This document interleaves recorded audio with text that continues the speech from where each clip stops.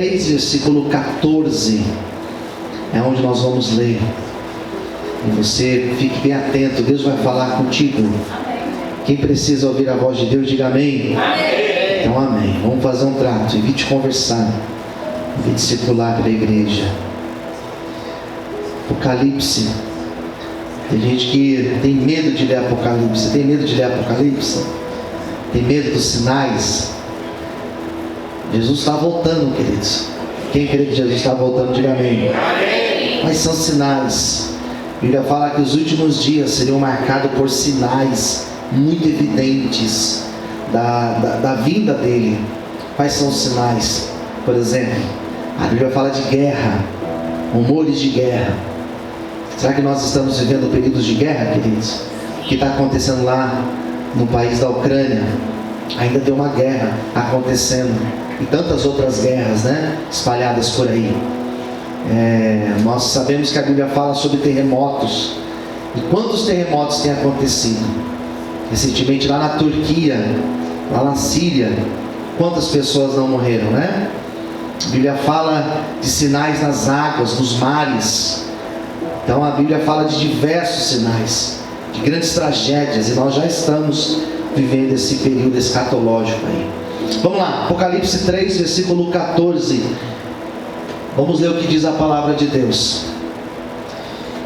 E ao anjo da igreja que está em Laodiceia, escreve: isto diz o Amém, a testemunha fiel e verdadeira, o princípio da criação de Deus.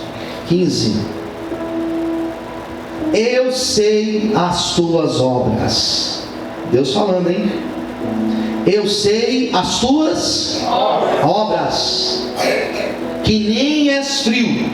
Você não é frio, nem quente. Tomara que foras frio ou quente.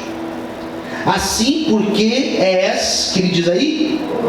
Morno. Não é frio, nem quente. Você é morno. Vomitar-te-ei da minha boca. Como dizes, vocês falam isso, Rico sou, estou enriquecido, de nada tenho falta. Entre parênteses está escrito assim, olha: e não sabes que és um desgraçado e miserável, pobre e cego e nu. 18. Aconselho-te que de mim compres ouro provado no fogo, para que te enriqueças, e vestes brancas para que te vistas, e não apareça a vergonha da tua nudez, e que unja os olhos com colírio, para que veja. Versículo 19.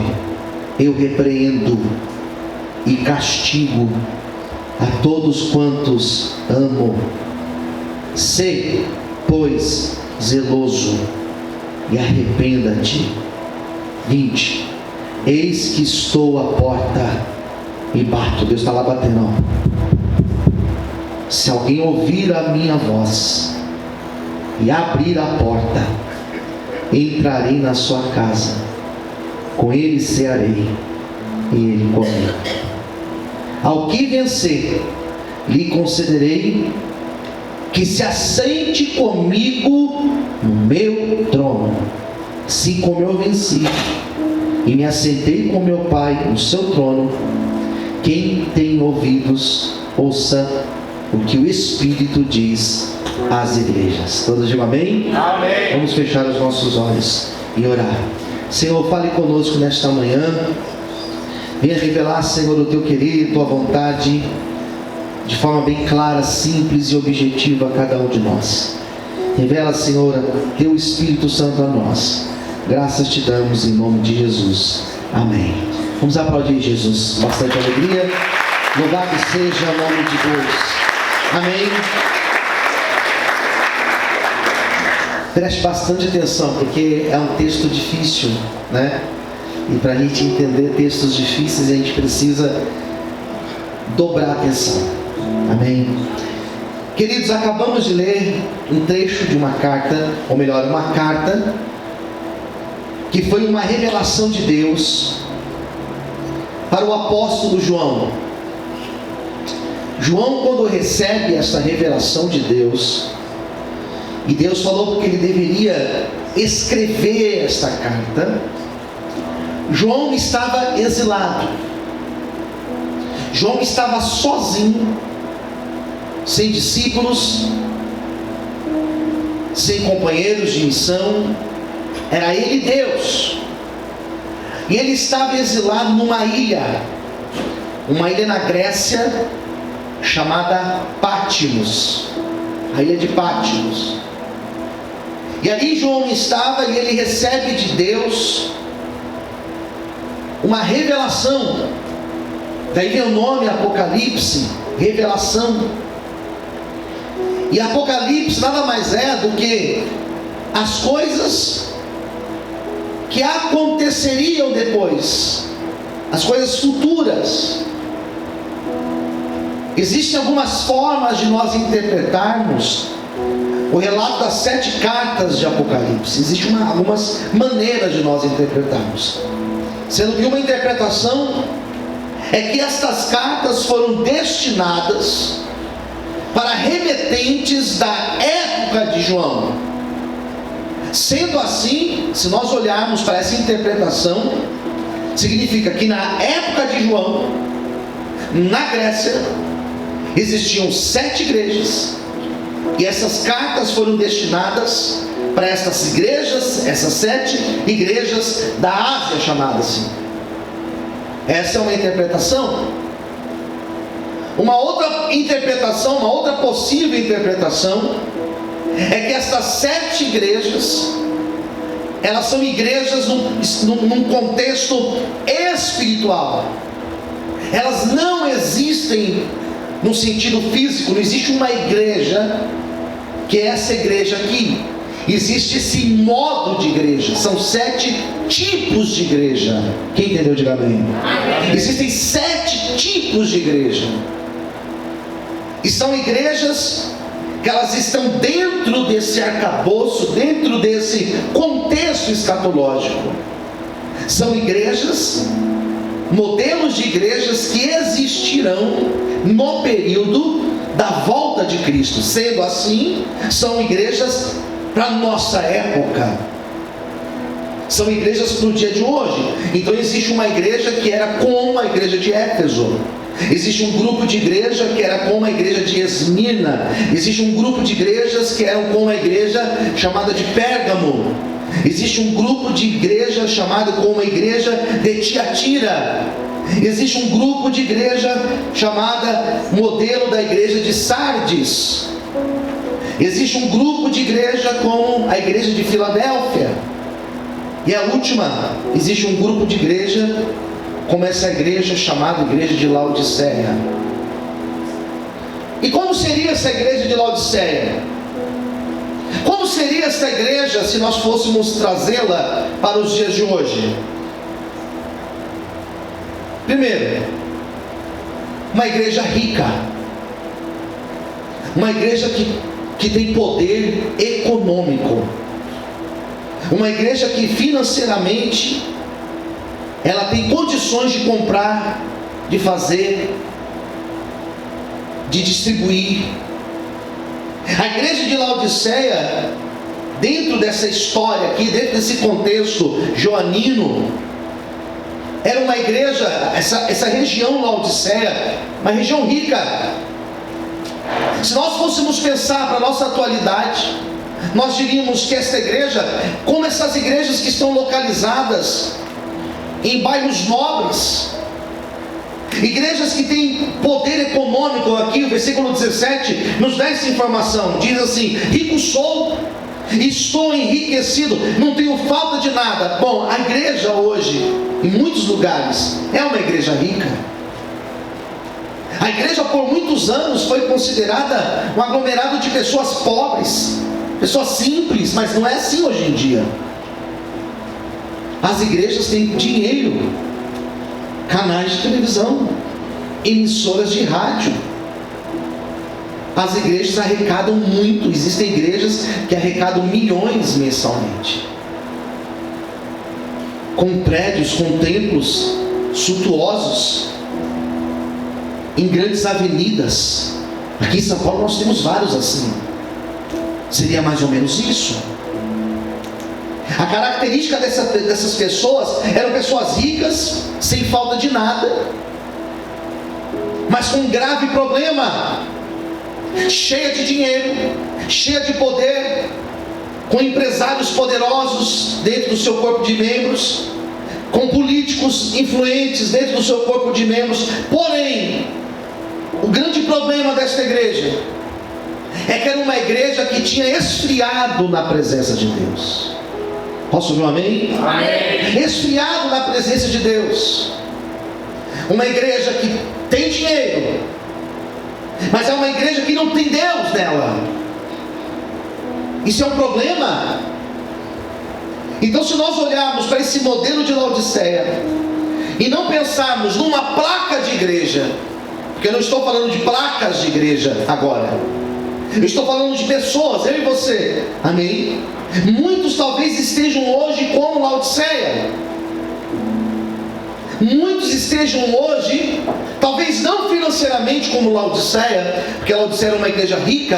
Talvez, não estou falando de pessoas ricas, mas pessoas na condição espiritual que Laodiceia estava. E a denúncia que João recebe da parte de Cristo para falar para aquela igreja era uma denúncia gravíssima. Era uma denúncia que Deus estava dizendo: olha, primeiro, eu conheço as tuas obras, eu sei das tuas obras, e é importante você ter isso na tua mente. Deus conhece as nossas obras. Quem entendeu, diga amém. Amém. Isso é bom ou é ruim? Deus conhecer as nossas obras é bom ou é ruim? Depende das obras que nós praticamos. Aleluia. Quem está entendendo, diga amém. Amém. Se eu chegar para você e falar assim: eu sei daquilo que você fez ontem, eu sei que você fez no verão passado, tem até um filme, né? Eu sei o que você fez, eu sei das suas obras. Você chega em casa, a esposa te fala: eu sei o que você fez hoje. Isso é bom ou é ruim? Depende do que você fez. De repente o marido chega e fala para a mulher: eu sei o que você fez. Chegou uma notificação aqui no meu celular, o cartão apitou aqui, eu sei do que você fez. Deus estava dizendo: eu conheço as tuas obras. Isso é muito bom quando você tem feito as obras que agradam o coração de Deus. Isso é muito bom porque Deus sabe daquilo que nós fazemos com o nosso coração inteiro na presença dEle. Isso é muito bom porque nós sabemos que às vezes nós praticamos obras e as pessoas não estão vendo, as pessoas não estão enxergando, mas Deus está vendo aquilo que nós estamos fazendo. Quem entendeu, diga amém. Amém. Deus conhece, Deus sabe das nossas obras. Eu ontem fui na padaria e eu acabei de comer, peguei minhas coisas e eu estava saindo e eu fui pagar. E na hora que eu fui pagar, passei ali a comanda, eu passei ali, paguei e eu saí, me deu um desconforto. Eu comecei a fazer uma conta. Peraí, e fiz uma conta. Falei: não, está errado, eles cobraram errado de mim. E não é que cobraram mais, cobraram menos. Eu já estava na catraca saindo, moça. Eu coloquei a comanda na catraca e falei: não, cobrou errado. Eu falei: moça, vem cá, ó, cobrou errado aqui. Ela veio: volta aqui. Eu voltei lá, queridos, fui no caixa. Eu falei: está errado, eu quero pagar. Eu falei assim: eu não quero ser amaldiçoado por causa disso, porque Deus conhece as nossas obras. Eu poderia ir embora, irmãos, e aqui eu estaria hoje aqui pregando para vocês. Mas como que é estar pregando para vocês isso hoje, olhando para vocês? Mas ninguém está sabendo, pastor.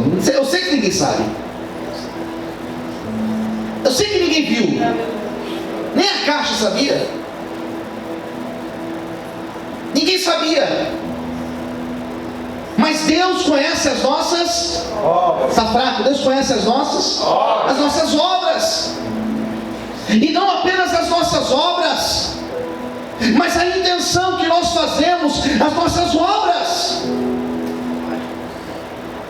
Deus não só vê aquilo que nós fazemos, aquilo que essa igreja se presta a fazer. Deus não só vê as obras de cada obreiro que está aqui, de cada membro que está aqui desta igreja, de cada pessoa que está assistindo esse culto ou vai assistir depois desse culto. Deus não somente conhece as nossas obras, Ele conhece as obras de toda a humanidade.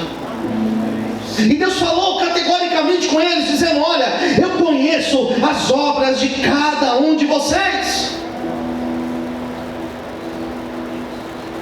Mas as obras que Deus estava vendo, percebe que Ele fala o seguinte: eu sei as tuas obras, e eu percebi que você não é nem frio e nem quente, você é morno.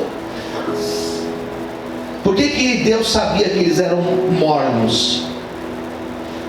Porque Deus estava vendo obra de pessoa morna. Daqui entra uma segunda ideia interessante, que Deus falou para eles: ó, vocês não são quente, vocês já foram quente, mas vocês esfriaram, e vocês hoje são que nem um morno. Quem entendeu, diga amém. Amém. E está tudo errado isso. Então a gente lê esse texto e nós encontramos 3 tipos de pessoas. Quantos tipos eu disse? 3 tipos. Primeiro, frio. Ou melhor, vamos lá ao contrário. Primeiro, o quente. Segundo, o morno. E o terceiro, o frio. Quente, morno e frio. Pergunte para o seu irmão do lado: você é quente, morno ou frio? Pergunte para ele. Põe a mão nele aí, irmão. Coloca a mão assim no braço dele. Dá uma olhada aí. Vem para mim aí. E aí, o que ele é? É quente, é morno ou é frio? Tem alguém frio aí, irmãos? Não. Ah, mas o ar está ligado. Não importa. Não importa. Quente, morno ou frio? Aleluia. Posso ouvir um amém, queridos? Deus falou assim: vocês são mornos. Por que são mornos? Porque eles não eram frios. O frio é quem nunca teve experiência com Deus. O frio é quem nunca provou de Deus. Esse é frio. Podemos dizer que a pessoa que está no mundo, ela é fria. Quando uma pessoa morre fisicamente, eu estou me referindo. Quando essa pessoa morre, o que acontece com a temperatura dessa pessoa, do corpo dela? Ela começa o quê? Começa a esfriar. A pessoa morre e ela começa a esfriar. Até que chega uma hora que você coloca a mão na pessoa e ela está como? Está fria. Está gelada, está fria. Por quê? Porque morreu. Então nós podemos dizer que a pessoa que está no pecado, no mundo, a pessoa que está numa outra realidade, que não é a realidade que eu estou falando aqui nessa manhã, está lá fora. Nós podemos considerar essa pessoa como fria? Podemos. Mas o frio, queridos, ele nunca teve experiência com Deus. O frio nunca teve a oportunidade que nós teremos hoje, queridos, de participar da ceia. O frio nunca participou da ceia. Quem entendeu, diga amém. Amém. O frio nunca tocou aqui em cima. O frio nunca pregou aqui em cima, igual estou pregando para vocês. O frio nunca teve a experiência de dobrar os joelhos, de orar e ter um encontro com Deus, como eu já tive na oração, como você já teve na oração. Quem entendeu, diga amém. Amém. Deus falou assim: bom, seria melhor se vocês fossem frios. Porque se vocês fossem frios, sabe o que ia acontecer? Vocês teriam a oportunidade de um dia ter um encontro comigo e vocês deixariam de ser frios. Seria melhor, porque se vocês fossem frios, significava que vocês ainda não tiveram encontro. E a maneira que Deus vai julgar essas pessoas é diferente da maneira que Deus vai me julgar, que vai julgar você. Aleluia. Quem está entendendo, diga amém. Então Deus falou: bom, seria mais saudável se vocês fossem frios, mas nem isso vocês são. É claro que seria melhor se vocês fossem quentes. Claro, seria melhor. Porque o quente fala de calor, quente fala de intensidade, quente fala de paixão. Por isso que quando se faz desenhos para falar de paixão, faz aquele coração pegando fogo, né? Paixão é isso, é um calor. Quando vê a pessoa, começa a sentir, né? Ai, meu coração volta a sair pela boca. Isso é paixão? Isso é amor? Quem está entendendo, diga amém. Amém. É o calor. Quente fala de intensidade. E Deus falou: bom, se vocês fossem quentes, é claro que seria bom. Porque a pessoa que tem amor a Deus, a pessoa que tem paixão pelas coisas de Deus, é aquela pessoa que não mede esforços, é aquela pessoa que ora, é aquela pessoa que sente falta de buscar a presença de Deus, é aquela pessoa que não consegue deixar, queridos, de estar na igreja buscando a presença do Senhor. Quarta-feira eu fui para o monte, queridos, e eu estava ali na presença de Deus. Eu nunca chorei tanto na presença de Deus como eu chorei dessa vez que fui no monte. Eu senti a presença de Deus de uma forma tão gloriosa. E quem já foi no monte sabe que quando você começa a orar e buscar a presença de Deus, queridos, eu fazia anos que eu não tinha experiência de ver gravetos acesos no monte. Já viu? Alguém aqui já viu gravetos acesos no monte? Levanta a mão, deixa eu ver. Tem crente pentecostal aqui que já viu isso. Oh, glória! Acendeu ali, queridos. Eu senti uma presença gloriosa. Eu entrei no carro para voltar para São Paulo, porque eu vou lá em Imbu, e pegando ali a rodovia, sentindo a presença de Deus, chorando na presença de Deus. No outro dia eu fui com a minha mãe numa reunião no centro, e eu estava no carro com a minha mãe e comecei a conversar com ela. Ela falou: e aí, filho, como foi no monte ontem? Eu falei: mãe, eu comecei a chorar na presença de Deus, queridos. Porque quando o fogo arde dentro de você, você se apaixona pela presença do Senhor. E nesta manhã, em nome de Jesus, o Espírito Santo vai tocar em pessoas aqui, vai tocar em obreiros, vai tocar em pastores, e nós seremos cheios da presença do Espírito Santo de Deus nessa manhã. Aleluia! Glória a Deus! Aplauda o Senhor! Aleluia! E Deus falou assim: mas vocês não são quentes. Vocês já foram quentes. Vocês já foram. Vocês já foram intensos. Foram.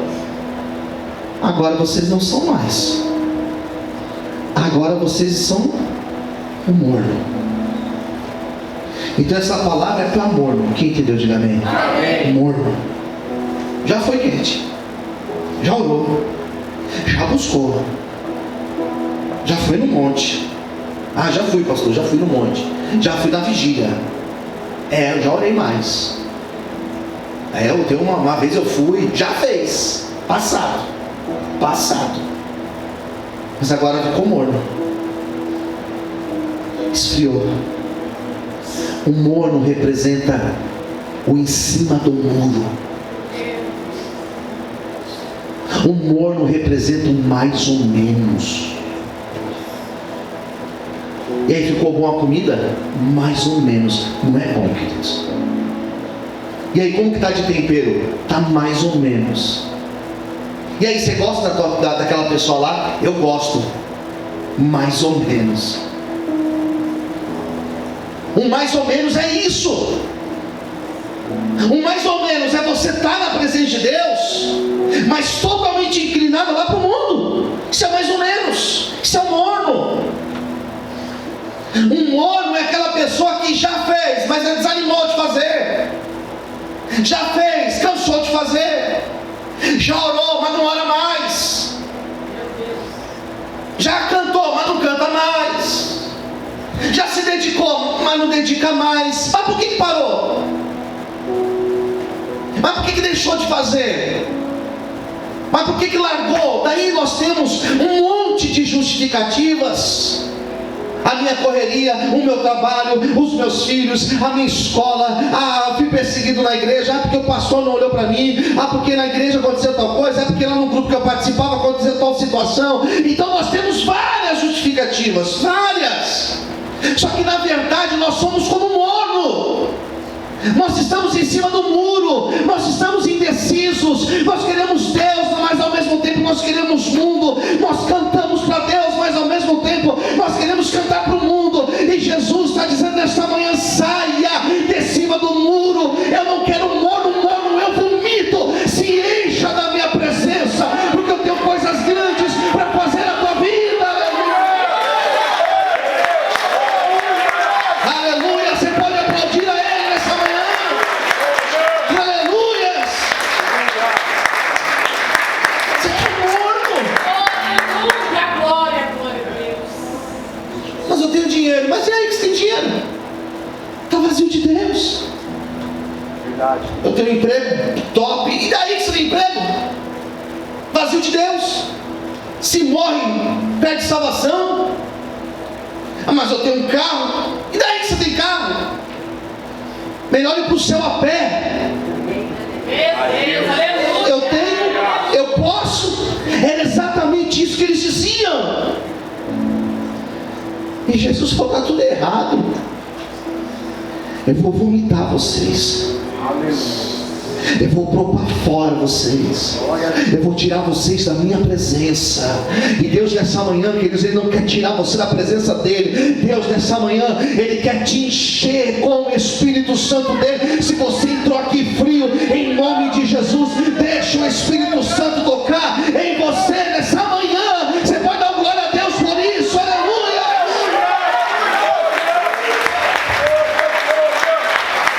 Você pode dar glória a Deus. O que eu acho legal nos textos das cartas, porque elas têm a correção, elas têm a repreensão, mas elas têm um conselho para a igreja. Eu quero falar do conselho de Deus aqui. Fala para o seu irmão do lado: Deus tem um conselho para você nessa manhã. E Deus falou assim: vocês entenderam? Entendemos. Vou dar um conselho para vocês. Vamos resolver esse problema. Qual foi o conselho, pastor? Está aqui, ó, 18. Esse é o conselho, pega ele. Aconselho-te que de mim, já que vocês têm dinheiro, né? Compre ouro provado no fogo. Compra de mim ouro provado no fogo. É uma metáfora, né? Para que te enriqueças. Essas vestes que vocês estão usando, aqui fala de pecado, né? Essas vestes de pecado, tira essas vestes de pecado e pega as vestes, vamos lá, vestes brancas, representando limpeza. Aqui é pureza. Vestes brancas, para que te vistas e não apareça a vergonha da tua nudez, para que as coisas não ficam extremamente expostas na vida de vocês. Faz o seguinte: unge os olhos com colírio, para que vejas. Opa, Deus vai colocar um colírio nos nossos olhos. Colírio. Dizem que na região de Laodiceia se fabricava remédios para os olhos, sabia disso? Talvez seja por isso que ele usou essa expressão: compre colírio meu, deixa eu purificar os olhos de vocês. Porque os olhos são as entradas da vida. Você olha e cobiça, você olha e inveja. Se você não vigiar, você olha e sai da direção de Deus. Quem entendeu? Diga amém. Amém. Se você tira os olhos de Jesus, você afunda. Se você tira os olhos de Cristo, você começa a ver só defeito. Se você começa a olhar com um olhar de julgamento, você começa a ser um juiz dentro da igreja, começa a julgar todo mundo dentro da igreja. E Jesus falou: você está errado. Deixa o pinhão colhido nos olhos de vocês. Para que a partir de hoje vocês possam enxergar aquilo que eu tenho para mostrar para vocês. E nesta manhã, em nome de Jesus, o Senhor vai pingar desse colírio nos meus olhos.